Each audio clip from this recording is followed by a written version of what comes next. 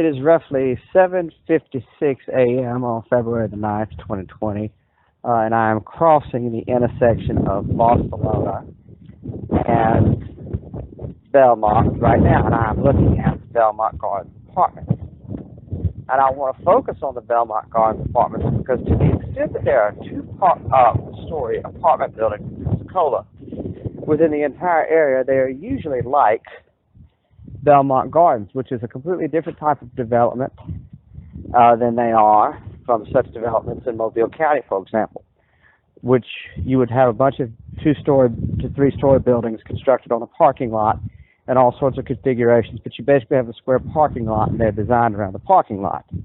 This is a building that's of the two-story type, but designed for an urban block, and there are some of these out towards the Navy base as well. The kind of just mass apartment complex structure that you see in Mobile County, there's virtually almost none of that in Escambia County.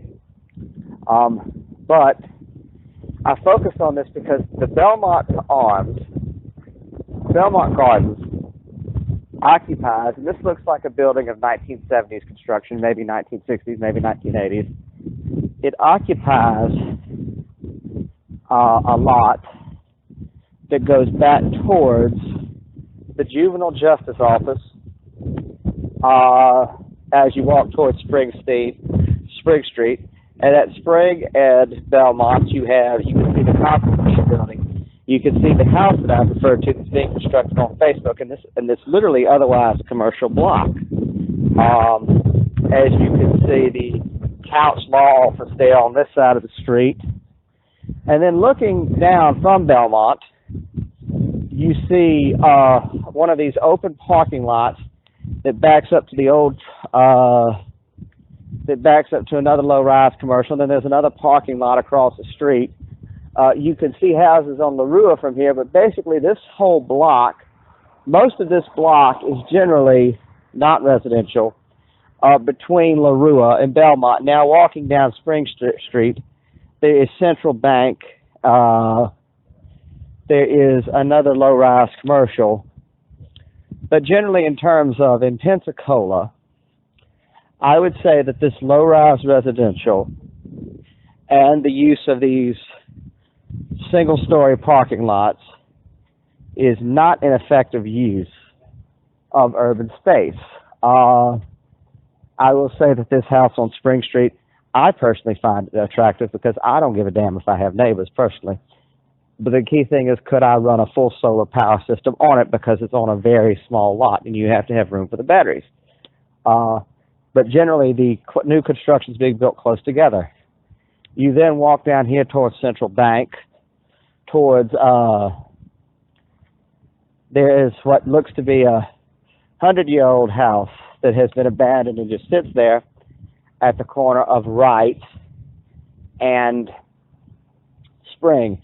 And one thing I wish we would do, because a lot of times the old houses are torn down, if these old houses could actually be saved, the buildings could be saved and repurchased elsewhere, reassembled elsewhere, rather than just being destroyed and lost to history, I would prefer that, like create some kind of neighborhood like a legacy village or something, because it's simply a matter of they're being lost because it's an ineffective use of the land.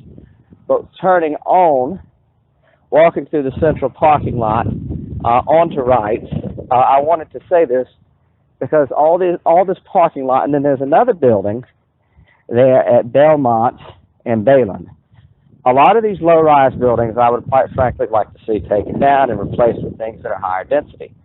The other thing is that in that area by Belmont, I think that you could get away, you probably, I don't know if you could fit a Southtown-like development in that block, but you could certainly get away with more density there than there is now, because you've already accustomed people to the idea that there will be density.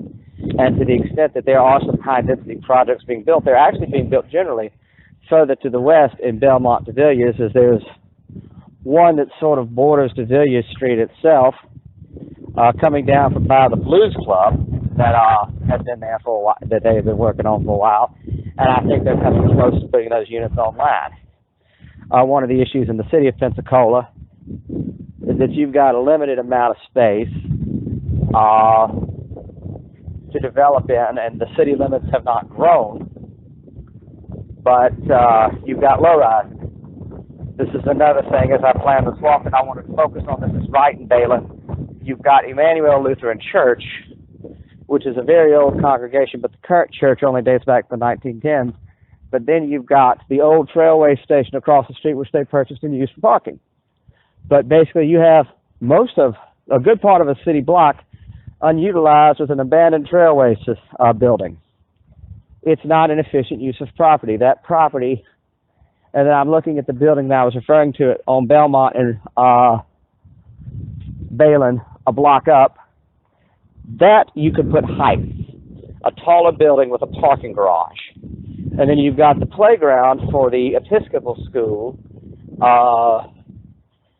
across the street here, and I don't know why this is here.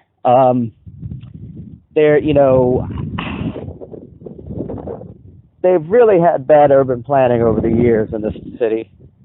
You see the old Cocoa building. The Cocoa building, honestly, something could be done on that site.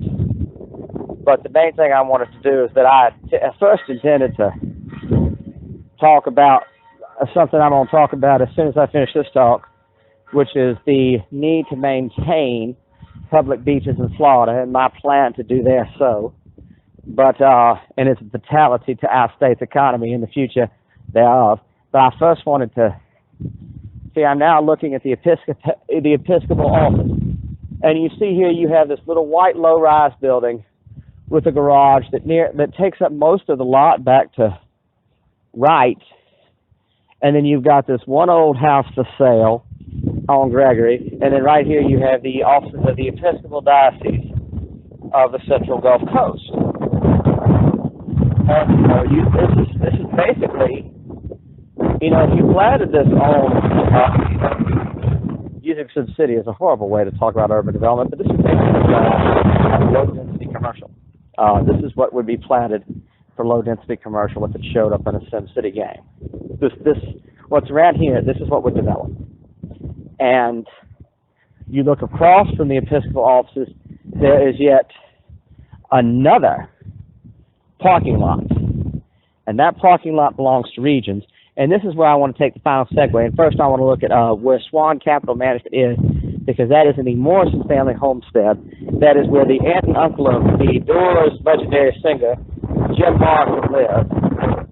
And where I personally believe that Jim Morrison was probably conceived, if you read the sign, the dates on that sign, and when his parents were there at the Naval Air Station training, the dates seem to suggest that Morrison was conceived, and I'm standing at Balin and Gregory as I say this, was conceived right there.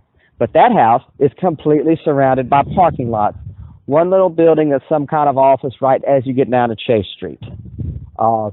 This would be another area. I would preserve the Morrison house. I would preserve this house across the street that's currently for sale rent. The bed and breakfast, yes.